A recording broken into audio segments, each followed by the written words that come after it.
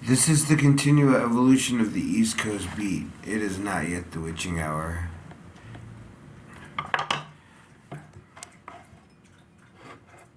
Mermaid's drinking water. It's been high 90s. Some have even said 103-degree days. And the last 2 nights, uh, it's like there's not a chill until 4. Tonight, actually, I was doing laundry, and as the sun was setting, there was a breeze, and I realized that I wasn't necessarily hot, so it was actually very comfortable and real chill. I really liked it. There are times when I look up and down Highland Avenue here in San Bernardino, and I think, you know what, back in the days where, all people were driving Lincolns and Cadillacs and Mercuries and big ass 25-foot long boats, this place probably had a pretty cool little look to it. My aunt, who ended up living in Colorado for a while, told me that San Bernardino was actually a cruise destination for some people out in LA. They'd come out here. I guess the car culture wasn't. I guess the car culture found a little spot out here back in the '60s and the '70s, and nowadays it's a lot like Gotham. You know what I'm saying? It's seen its prime and it's kind of limping along, and but we got a multi-million-dollar bus depot that's connected up to a metro link that can get you from here to to the beach, to LA, to some people I know take it. They were taking the metro link back when they used to have to drive from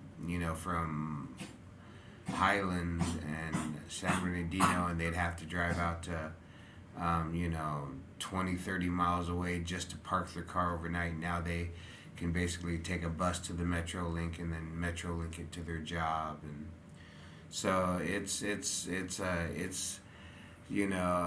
far as economic. I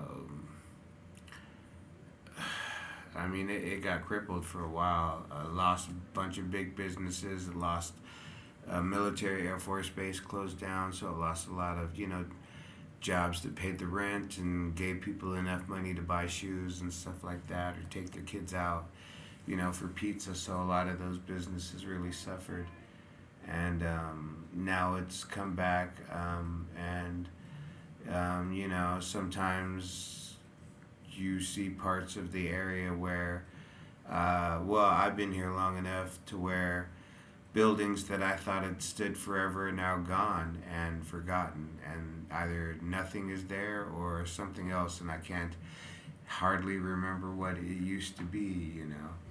Me and my 50-year-old friend sit around, oh, remember when that was a this, you know what I'm saying? Things you do.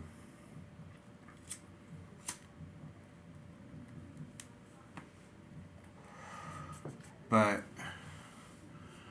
other than that, so how has Taoism or Buddhism or Eastern thought, but I don't know. For me particularly, like I said, for me particularly, Taoism was one of the things that I found was how, because it was more of a nature and a felt observation rather than the Buddhist scripture or dogma. Buddhism was be as courteous as a guest, be as cautious as someone crossing an ice covered river. That was Buddhism. There was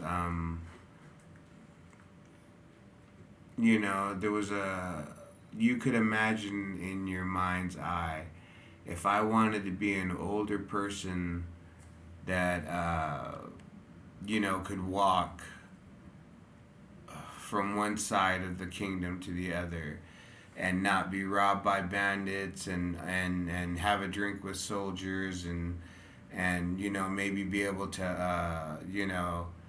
uh, me, I was a cook. So if I were to at one point walk across the kingdom, everywhere I ate, I would have some kind of in or given that I could feel connected with when I ate somewhere. Oh hey, how'd you cook this, or what spices did you use? Not out of just polite conversation, but because I'm a cook. I mean, there was a time where I would have to go to other restaurants to see what they were cooking to keep our restaurant,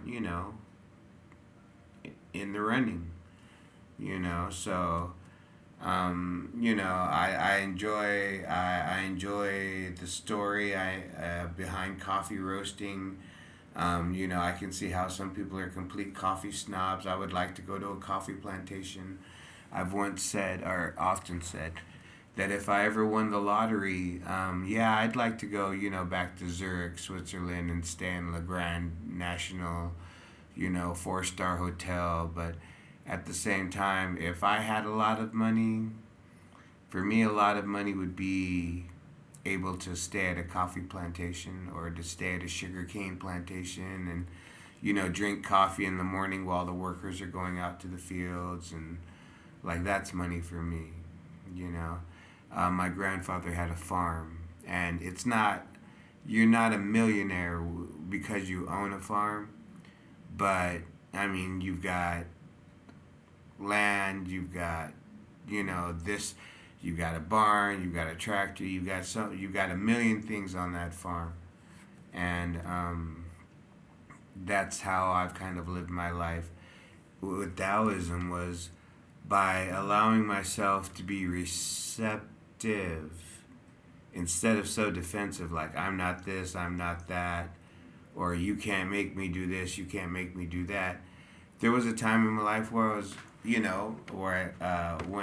I first started studying Taoism, I was in the military, and I had heard of Buddhism, and I had heard of Bob Marley, and I had heard of meditation, and I heard of Mahatma Gandhi and nonviolence. But from what I had heard of Buddhism, like I understood the concept of sitting cross-legged and trying to just, get into a flow with your mind where you could let it run wild, but it was running wild in the directions that you needed it to go. So you were working on the problems of your day by letting your monkey mind play with what you would let it play with. Okay, don't think about black and yellow, Camaros. Think about how I can, make a menu because, when I was a cook, how can I make a menu in which I can make a menu item for this much money, and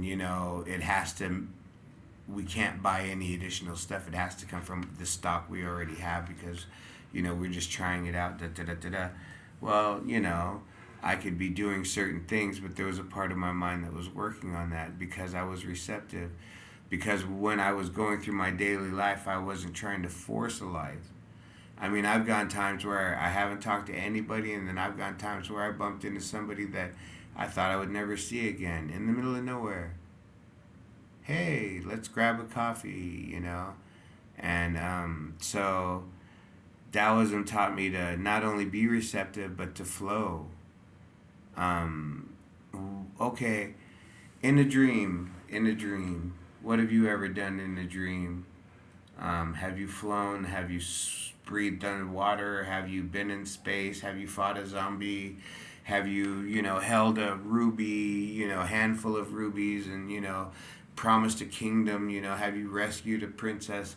Have you saved a CIA operative whose, helicopter went down behind enemy lines? What have you ever done in a dream? Have you eaten vanilla ice cream, that was the color of rainbow? I mean, I don't know what everybody dreams about, but I know I've dreamt of certain things. Okay, now imagine that your life is a dream. It's just this very long, dream in which you pay for certain things, but then again, you get certain rewards. You know what I'm saying? So, like I said, like one thing after I was in the military, when I was in the military, I did realize that I would rather, advocate restricted use of violence. Like that's why you have police. That's why you have soldiers. That's why you have things like that, because those men should be the ones to use the violence. The general populace should be in shape and play a sport, of course, to keep themselves active. But there should be no need to have to fight for your life at a bus stop. I just believe that. As a soldier, I believe that. I wouldn't load my rifle, but I'll take you to the ground and choke you half to death and maybe, smash you for a second or two to prove the point, but I wouldn't shoot you, you know what I'm saying? So that's how I looked at it. And then as I, started to understand nonviolence, I've been in a few fights, more when I was younger, less now that I'm older. And I spoke less when I was younger, and now I speak more now that I'm older. So I speak more and I get into fewer fights. Could it have been avoided the whole time by me simply speaking? Well, I don't know, but maybe that's one thing I learned was, okay, well, if this guy's going to hit me, I'm either going to have to be one of these guys that throws the first punch, or I'm going to have to start talking quick. And I have no problem with talking quick because, like I said, I've been, had my belt rung before, and you know what I'm saying? I survived, and I don't feel less of a individual for it, but you know, with all the money I had paid for training, I thought I would have at least thrown a punch or a kick, but like I said, the minute he basically said he didn't want to fight, I just let it go. I mean, I've said this before. The whole thing, the martial arts is supposed to teach you to not fight because you can fight and people know you can fight. So if you get into a situation and somebody asks you if you would not fight them, you can say no and then not worry about them fucking coming back at you, when you turn your back, you know what I'm saying? And if that happens, then you lived a life of honor. I mean, they make movies about people that live that way. That's what people don't understand. You let your kid wear a Captain America shirt, maybe you should try to talk him into joining the military, if only for 4 years. You know, if your kid wants to wear a Wolverine shirt, maybe you should get him into mixed martial arts. If your kid wants to wear a Hawkeye shirt, try archery or try giving him a BB gun. Let him. There's something about that character that is drawing your kid to it. I'll be honest. When I saw the old movies and they would always show the war scenes, they wouldn't be on the front, but there'd always be cooks. And then I remember when I was in elementary school, I read about Civil War company, and it talked about how there was a headquarters and there was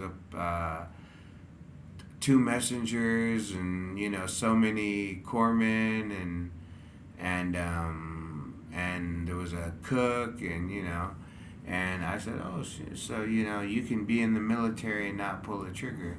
I'd always known that I never wanted to kill another man for political reasons. I figure I could get the job done without without going to that level. That's how far I believe in diplomacy. I believe that two warriors can see each other in the field, and they could be surrounded by hateful men that want them to do nothing more than attack each other to the death. And I think two warriors would know, I'll fight every man standing behind you, you know what I'm saying? But if they sent you to talk to me, then no problem. This will get done.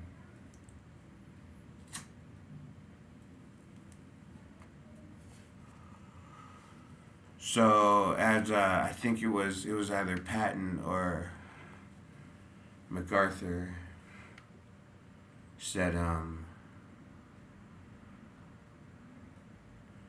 something to the effect of you should fear a warrior when they tell you about his poetry, you know? And that's how I live life. I was a soldier. I discovered Taoism. I heard the whole Winnie the Pooh thing later in life where it's like be an uncarved block of wood. Um, in times of danger, be capable of danger. In times of peace, be capable of peace. Um, like I said, I've told people before, I think I actually beat my swords in the plowshares long time ago. You know, but does that mean that I'm gonna sit here and let you disgrace me or, sock me or take my wallet from me? No, that's not gonna happen. You know what I'm saying? And if you want to just one day randomly just give me shit, I'll probably take it. I have no problem with that. I've been up before, and right now, you know, well, I've got oatmeal and eggs and cheese and salsa and milk and you know, I'm trying to eat a little bit better, and my choppers are getting a little, more and more sensitive as I get older. So that's what the East Coast beats got for me. Like I said, um, when you enter the river, it'll whisper to you that you must leave behind all the things you know of man.